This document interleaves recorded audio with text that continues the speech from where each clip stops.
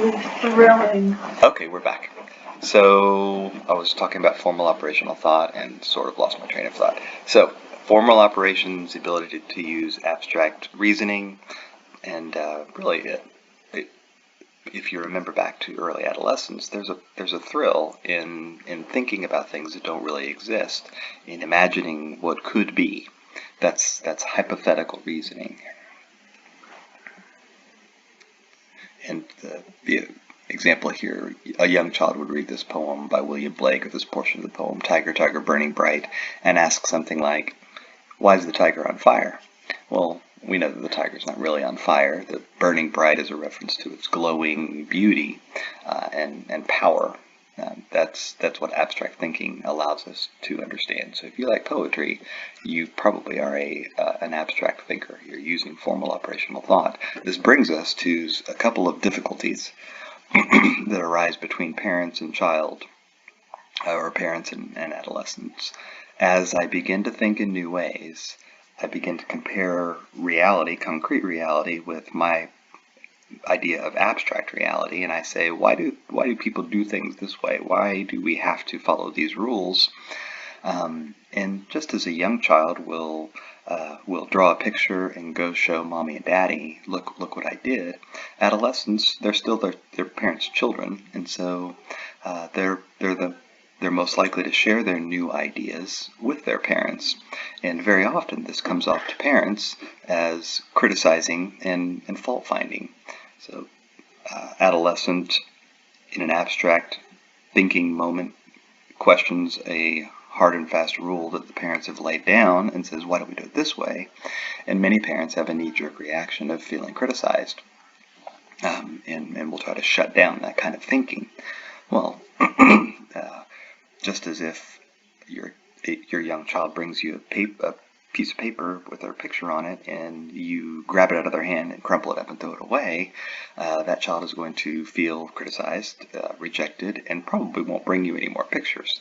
So this very often causes a rift in communication between parent and child.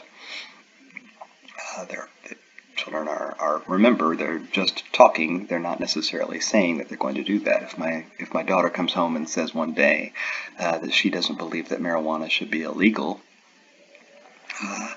as a parent, if I've laid down the rule, no drugs at all, I'm going to be threatened by that, and maybe say, you're not going to hang out with your friends anymore. I can't believe you're doing that. Give me your phone to see what you're doing. So you can see the rift there. So how should parents handle that? Probably with patience and the same way you would handle your child bringing you their picture that they just drew. Say, wow, that's good thinking. I appreciate you thinking that way. I want to hear what you're thinking more. If you want to hear what some of my thoughts on it, I'm happy to share them, but if you don't, I'm happy to listen to yours. That's embracing this new ability of the child and fostering it so that it will improve over time. Remember, a parent's job for a child is to teach the child the rules and values and morals. The parent's job in adolescence is to make sure that the adolescent gets out alive while they're exploring and testing and taking risks that as children they never would have considered. The parent's job is to be there, back them up, offer correction when correction is necessary, but usually offer more support than correction. And then the other issue that comes up is the apparent hypocrisy.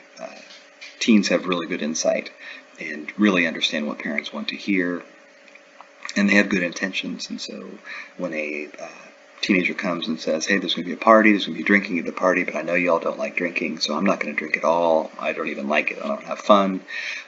They mean it in the moment. They probably mean that to some extent, but once they get to the party and other kids are drinking and other kids are having fun in their perception, their excellent insight may give way to their poor impulse control, and they will drink. Well, that makes them hypocrites. They're doing something that they said they wouldn't do, and they told other people not to do. But it's not true hypocrisy where they were intentionally misleading in many cases. That's called apparent hypocrisy. to adolescent egocentrism. Remember egocentric thinking of childhood, where a child has no ability to see through the eyes of another person, to understand that other people have different thoughts and perceptions, or see the world in a way that's different than the way they see the world. That's egocentric thinking, self-centric thinking. Unfortunately, by 7 or 8 or 9, children are now able to walk a mile in another man's shoes in their imagination. So they're able to be much more polite and giving. All of a sudden, adolescence comes around, and now my body is growing at different rates, and I might feel gangly, and I've got pimples, and my hair is greasy and oily, and I know that I'm on display, and people are looking at me, and all of a sudden, my focus is more turned towards myself rather than other people. And so I go through egocentric reasoning and egocentric thinking all over again. And this leads to the perception by adolescents that everybody else is as concerned about what I'm going through as I am.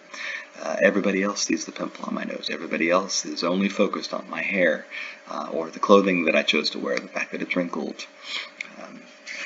It leads to a lot of embarrassment. And usually this audience is not a applauding audience, it's a critical audience. So I imagine that everybody is looking and making fun of me because I accidentally tripped over the imaginary line on the sidewalk. Lots of this, I'm embarrassed. Some common reactions that we see in adolescence that kind of explains a little bit about what high school is about, which, by the way, is probably the cruelest thing that we could do to people who are egocentrically self-focused in a painful way, is throw them into a large building with about 1,000 other egocentric thinkers who are quick to try to divert attention away from themselves by perhaps bullying or drawing attention to somebody else's flaws. So how do we cope when we're in that situation? Well, one, I can realize pretty quickly that I can't please everybody, and so I will gravitate towards the group that I admire most and that I feel like I can please, and I'll put on the mask that group wears. I'll behave the way that group behaves, I'll wear what that group wears, and I'll do what that group says that I should do so that I can fit in. That's called social masking. The reason the masking comes in is once I'm a member of that group, I'm much more inclined to behave more radically than I would have otherwise, just to maintain my position within that group. U-turn individualism, there are of course those who say, I'm not going to follow the rules, I'm not going to conform and engage in a clique, and there's a hidden reality behind that reasoning. The person who's engaging in what I call U-turn individualism is saying, I know that I can't please people, I know people are going to make fun of me, so I'm going to give them a reason to make fun of me. I'm gonna do something that draws attention to that aspect of me, so that when a person rejects that, I'm in control. They're not rejecting me, they're just rejecting the fact that I'm wearing my pants on backwards and inside out. They're just rejecting the fact that I'm dressing in this outlandish way, or I've got my hair put up in a double mohawk. Nothing wrong with a double mohawk. It's just my attempt to control where your focus is as you're looking at me. That would be U-turn individualism. I'm going to go follow my individual rules. And then the invisible kid idea, there are probably lots of subdivisions of invisible kids, but the idea would be I'm going to be as invisible as possible. I'm going to keep my head down, I'm going to do my work, I'm going to have friends, but I may not believe that I can ever achieve popularity. I may not believe that I even want to achieve popularity, but I'm not going to make waves. I'm going to, rather than draw attention to certain aspects of myself, I'm going to become invisible. Sometimes this works. The silent kids, the kids who just keep their head down and do their work and are anxious to get out of high school. Sometimes it doesn't work so good. Sometimes those kids become outcasts, just as a U-turn individualist might be. Personal fable. A fable is a story that has a meaning behind it. Modern researchers say that adolescents construct personal fables, and this can explain a lot of what's going on.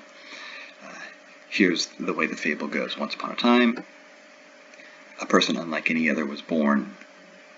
The sudden onset of abstract reasoning and the ability to see things and realize things that one has never realized before increases the feeling that I know things, and of course that makes me feel good about myself, so my self-worth goes up, but it also tends to isolate me. No one else understands the way I understand. No one else feels as deeply as I feel, would be that sense of uniqueness. Personal fable also involves the perception of invincibility. I'm smarter than the other person, and so I can get away with what I want to get away with. I'm clean and my girlfriend's clean, and therefore we're not going to get a sexually transmitted disease, we're not going to get pregnant because we're smarter and we're more careful than other people. That happens to other people. It's what the invincibility fable often says. Bad stuff happens to other people, not me. I'm too young for that to happen to me. For depressed kids, very often the personal fable doesn't help them out at all. It makes things worse. They become depressed and feel outcast, and the fable says no one else understands. No one else has ever been this low. No one else has ever loved anybody this much. No one else has ever heard of a breakup this much. And if no one else has experienced that, then no one else will understand. And if no one else will understand, no one else can help me. And you can see how that can lead into a cycle, a downward cycle towards isolation, and then suicidal thinking, and suicidal planning, and tragically sometimes actual suicide. And that's where I'm going to stop with this chapter, so I'm going to move to chapter 12, and we'll cover that when I come back.